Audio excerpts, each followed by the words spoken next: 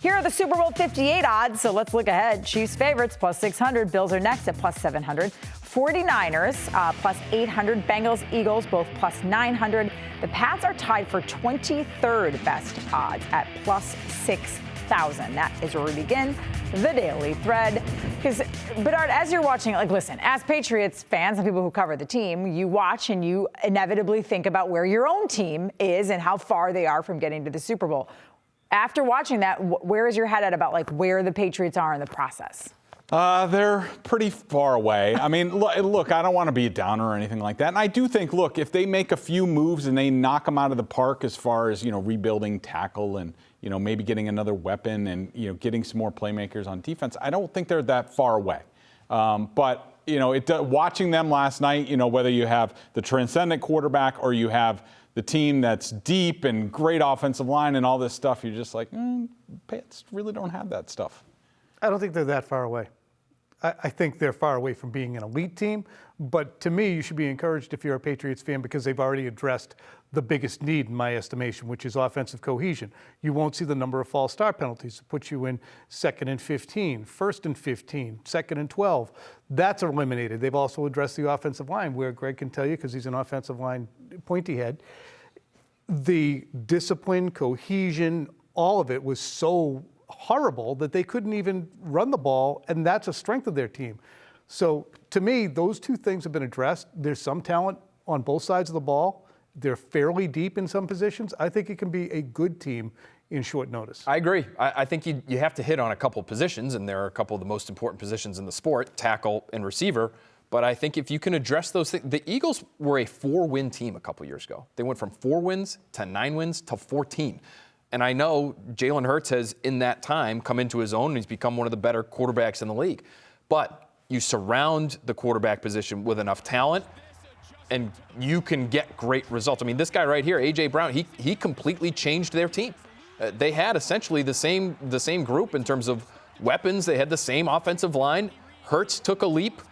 I think it was due in large part to A.J. Brown being there, but you add A.J. Brown on top of it, and they get to a Super Bowl. Hey, offensive line pointy head. That would be Greg Bedard. How good is the Chiefs' offensive line? Is that where the Eagles' offensive line, when you're looking at where the Patriots need to start, do they need to start up front? The Eagles are outstanding on the offensive line. I mean, from both sides of the tackle to the interior, they are among the elite. I don't think the Patriots are that far away. I know everybody panics about left tackle, but the thing is, Trent Brown is under contract.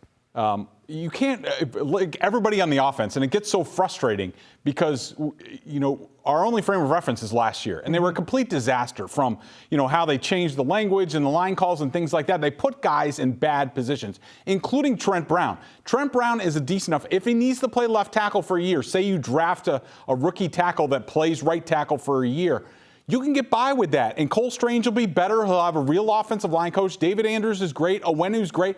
They're not that far away from getting that. And if they could do that, that's what was so frustrating about last year, because they had the pieces. They just fouled it up, switching guys all over the place, bad coaching, all that stuff.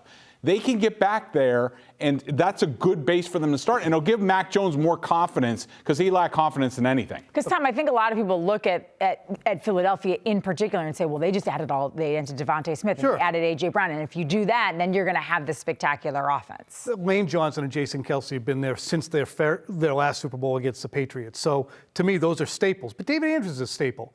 And Owenu will be a staple. They're not going to be on the same level as those all-pro guys.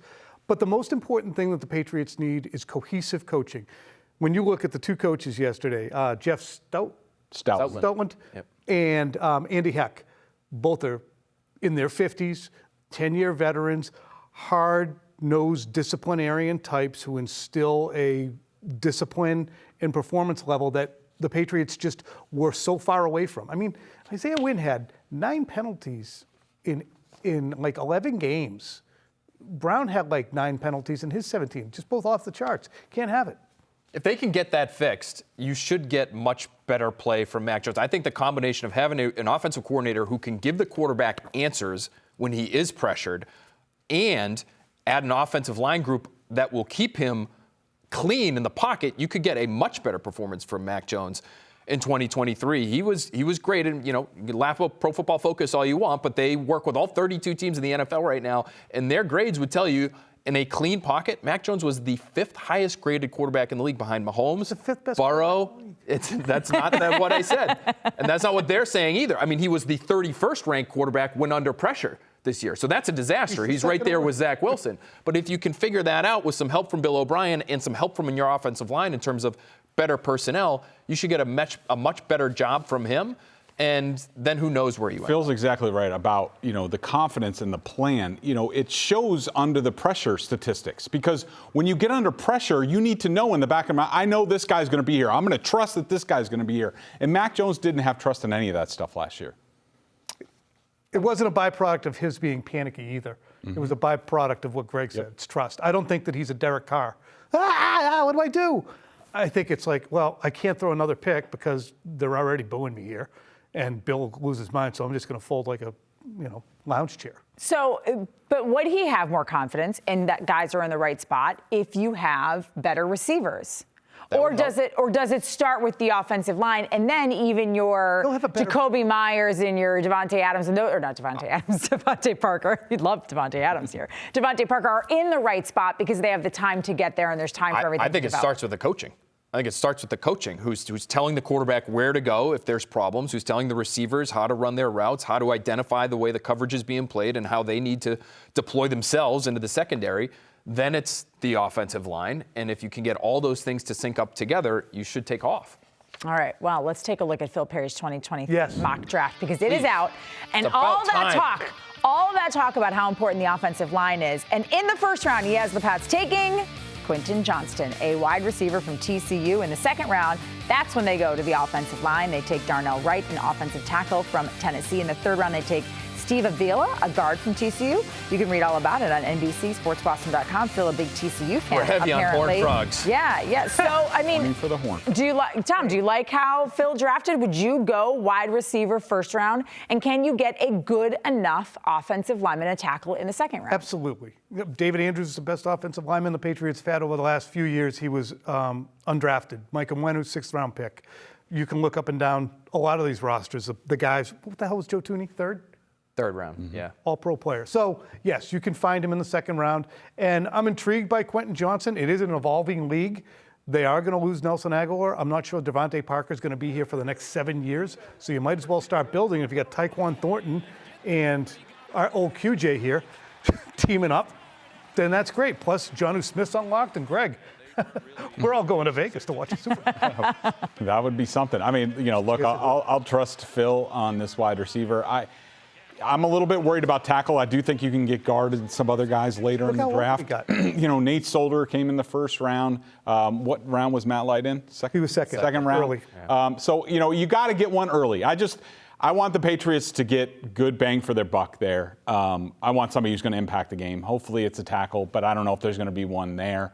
But I'm open to receiver. And they need to find everybody else can find somebody in the draft that can impact their game. It's time for the Patriots. Is this a year that they draft from like Maine Central Institute, or is this one of the SEC years? Because they alternate between the two. Yeah, I feel like this has got to be an SEC year. Okay, I don't think you can mess around this year. I think there's a little bit of pressure on. And Trenni, I would look at this and say Greg's right. And usually what happens is good tackles are so hard to find. They actually go before where the Patriots are picking, even when they're picking high for them at number 14 overall. So that's what ended up happening in this mock. A bunch of tackles come off the board. There's a pretty good receiver right there.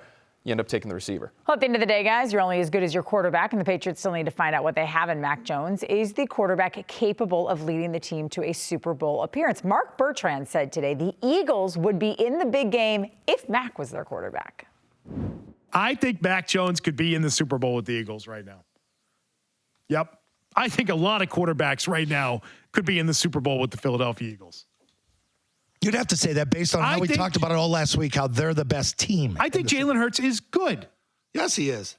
He's also got the ability to run and use his legs when needed. So it's a nice extra ability that a lot of guys don't have. I think he's a good quarterback. I think Mac Jones is a good quarterback. Curran's shaking his head now. How many fourth downs did they pick up thanks to Jalen Hurts? They flashed it up a million times, 35 of 38 over the course of the year. 4th and 3 for the Patriots is punt or roll the dice and worry about whether or not you're going to complete it. 4th and 3 for the Eagles is 1st and 10. going the same way. So, yeah, Mac Jones could get them there if he was there and things broke his way, but not as easily as Jalen Hurts did. And it felt like Jalen Hurts in that game, Phil, also created things with his arm. I mean, there were some pinpoint accurate throws down the field where they gained a ton of yardage really quickly, which I know take last year out of it, so we're not sure if Mac can do that, but I'm not sure if Mac can do that the way Jalen Hurts can. I would just say, so I spoke to a quarterback's coach last week. I'm going to be writing a story on Mac Jones' ceiling coming up this week, but I spoke to a quarterback's coach last week who said, I think Mac Jones has just as much arm as that guy that's playing for the Eagles who's going to be in the Super Bowl here. And I don't know if he got hit, but that Hail Mary at the end of the game for Jalen Hurts wouldn't suggest that he has a ton of arm strength. I would say this. I think Mac Jones could get a long way with this Eagles team because I agree with Beadle. He's a good quarterback, and they have a great roster.